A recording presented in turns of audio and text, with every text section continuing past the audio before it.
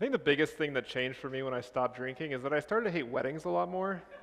Or let me rephrase it. I started to hate small talk a lot more, and weddings just happen to be the ultimate small talk crucible.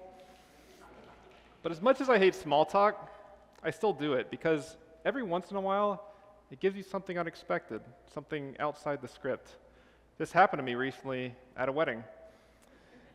So I found out that he just had a baby. It started as classic small talk, and I was like, okay, let me pull out the baby script real quick.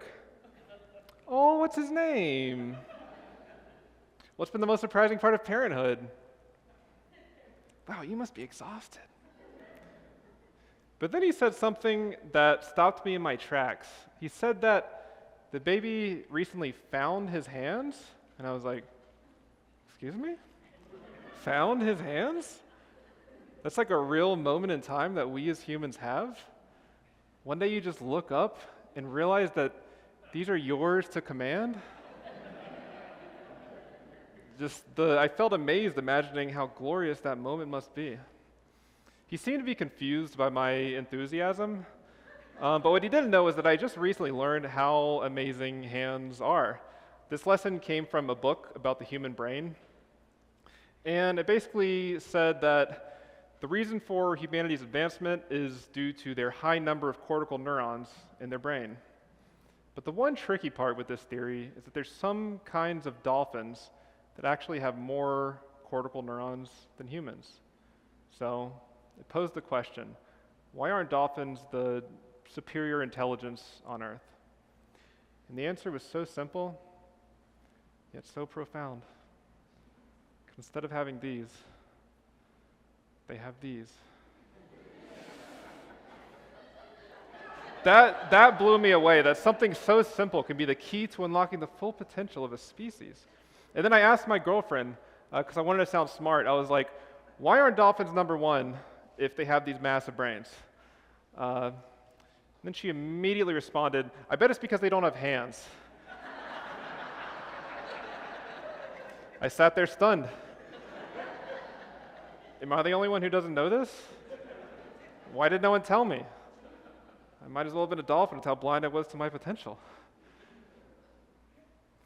But I didn't realize that my girlfriend long ago had recognized the power of hands. And her third grade self explains it better than anyone else could. The thing I like the most about myself is my hands. I like my hands because I can do a lot of stuff with them. If I didn't have hands, I couldn't hug people very well, and I couldn't pick up.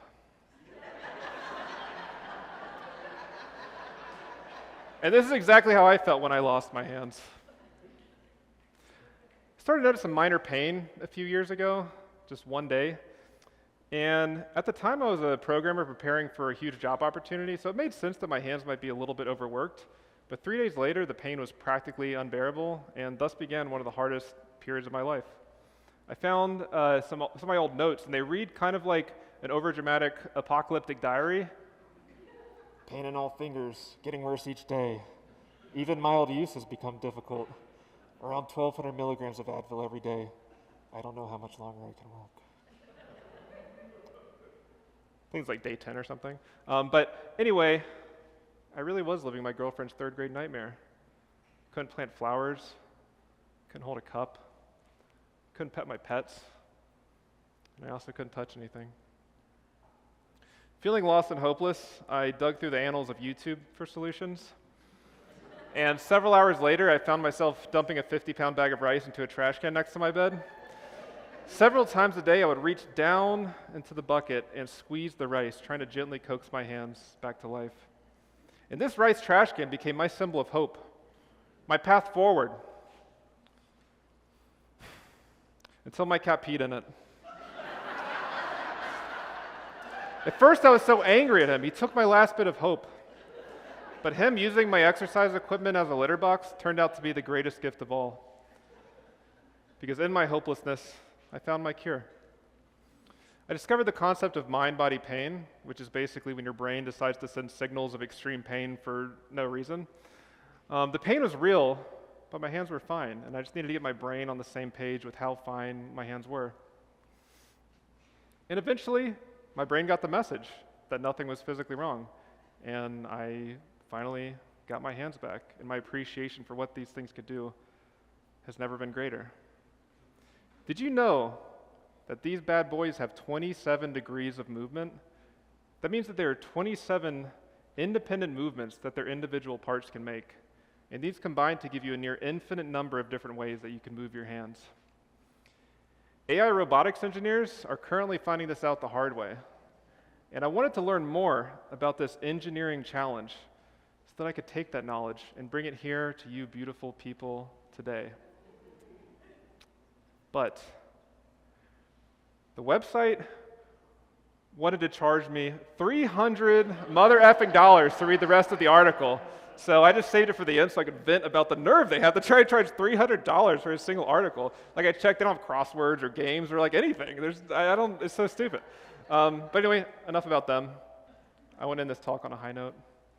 So here's me preparing for this talk while I sip my wild limonada leisure soda, just noticing how good it feels to create things in the world, to press buttons down here and then to see words appear up here. If the wings of a butterfly in Brazil could set off a tornado in Texas, imagine what these things can do in an entire human lifetime. So, here's to you, hands.